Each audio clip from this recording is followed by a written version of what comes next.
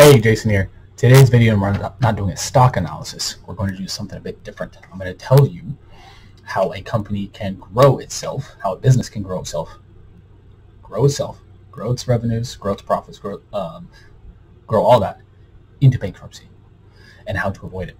Before I get to that, though, I need to let you know you can get this series of podcasts anywhere in the world for free on all major podcasting platforms: Stitcher, Anchor, SoundCloud, Spotify, iTunes, and more. You can get this part of the I Love Bankruptcy podcast anywhere in the world for free. If you like this video and our other videos here on YouTube, make sure to subscribe, hit the notification bell so you're notified every time we release a new video. We release new videos all the time.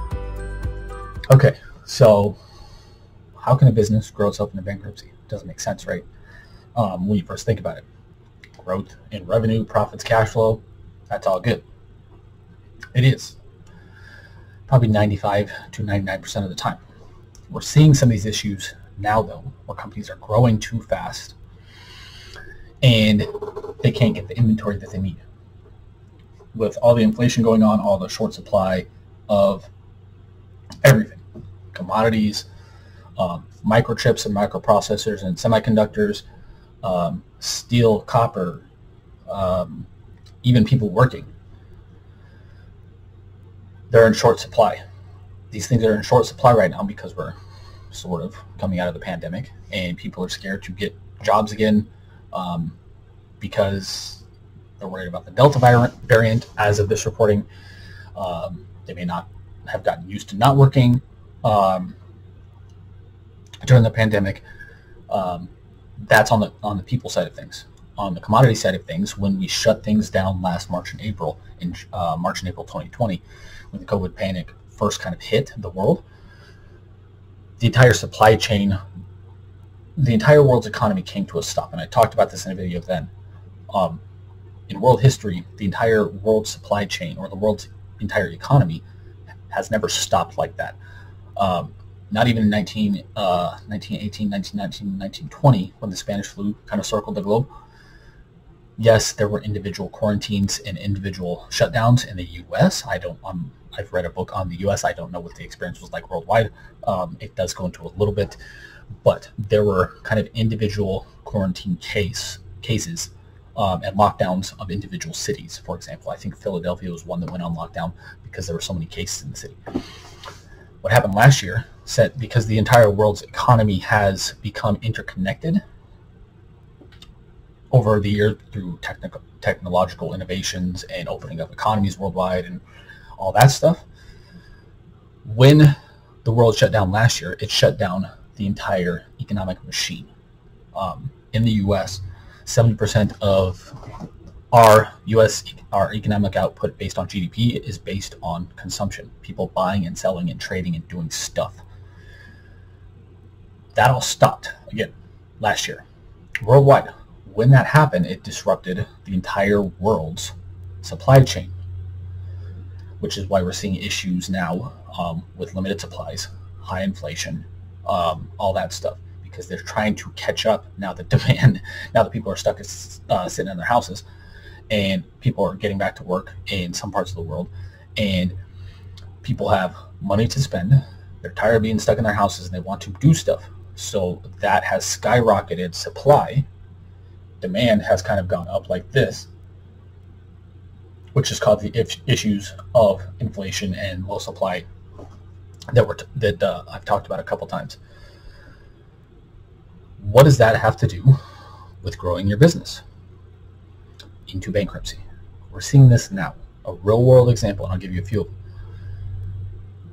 When there's huge demand and little supply, down here, prices go up, wages go up, inflation goes up. According to the U.S. government and most Federal Reserves worldwide, that's generally a good thing as long as it doesn't get out of control. But what happens when it gets out of control, which is starting to happen in the U.S., we're seeing the highest inflation rate since the 90s, I think, in some cases, and in some cases back to the 70s and 80s. That's happening because there's so much demand but little supply, so that's driving prices up. When the supply and demand curve, I think it's usually a curve, is how it's talked about. When this gets out of whack, prices either skyrocket up or they go down when it's called deflation. Again, what does this have to do with companies growing their way into bankruptcy? A lot. I'm going to give you a few examples. Have you been to a restaurant lately? Have you been to the movie theater lately? Have you tried to go to these places?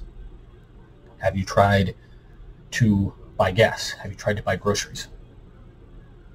If you have, let's say groceries, you've probably noticed that the grocery stores are out of a lot of stuff. If they have stuff, they're likely short on employees. If they're short on one or both of these things, they may have to close their operations. That's happening where I live in the Tampa area. My wife's friend the other day, they bought tickets to the movie theater. They even bought concessions. They went to the movie theater and it was closed because they didn't have enough people to service the movie theater.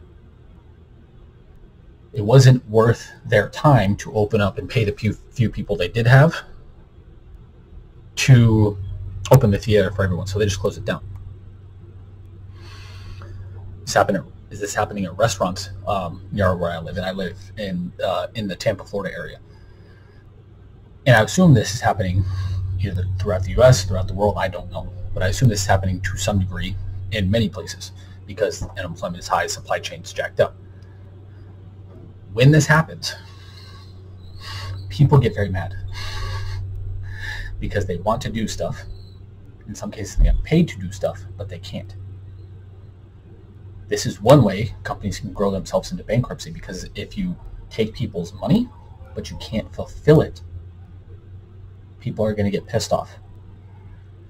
Another real world example from near where I live is this happened I think it started happening maybe last October-ish, is a local pool company kept taking people's money to build their pools.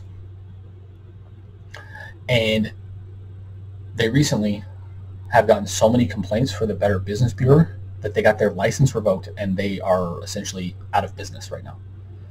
They were seeing such huge growth, such huge demand, and they couldn't fulfill it. And it kept taking people's money, which is their big problem, even though they knew they couldn't fulfill it. And now they're essentially going through the legal system. This is how businesses can grow themselves into bankruptcy. If you take people's money and you say you're going to give them a product or service, but you can't fulfill it, your customers can get pissed off, leave horrible reviews, and the U.S. reports you to the Better Business Bureau, report you to your county, and get your licenses revoked. This is how you can grow yourself into bankruptcy. And it's something, at least in the U.S., I can't think of another time where we've seen this. Maybe coming out of the Great Depression, maybe out of World War II. I honestly don't know. When things kind of ramped up rapidly, maybe after World War II, I honestly don't know. I don't remember seeing any talks about this anywhere. This is happening for many companies. And it's a scary thought because, again, that pool company, for example, I don't know. I've never talked to them. I don't have a pool from them.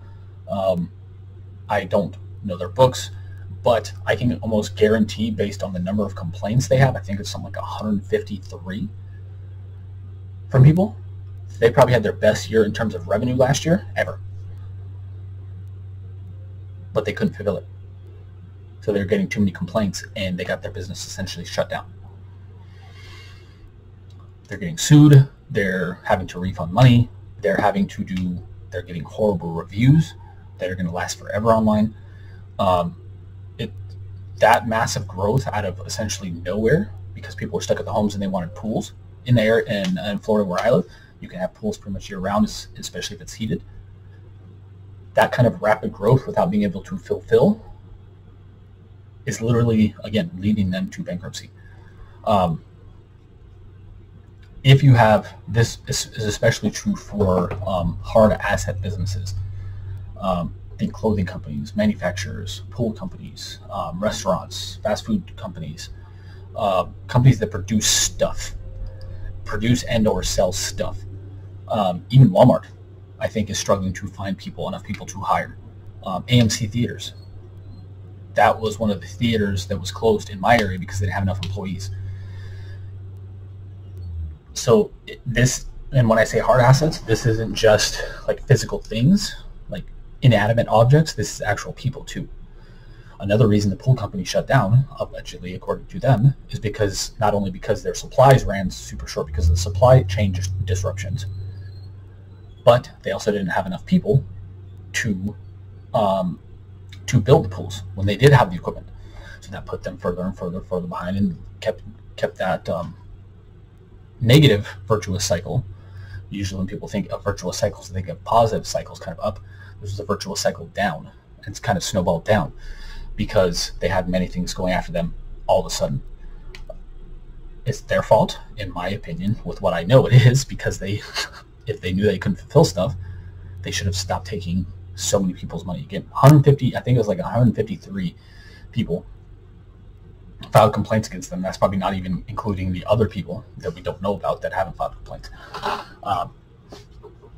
So was it unforeseen? Yes. Again, this hasn't been dealt with maybe in 50, 60, 70, 80 years.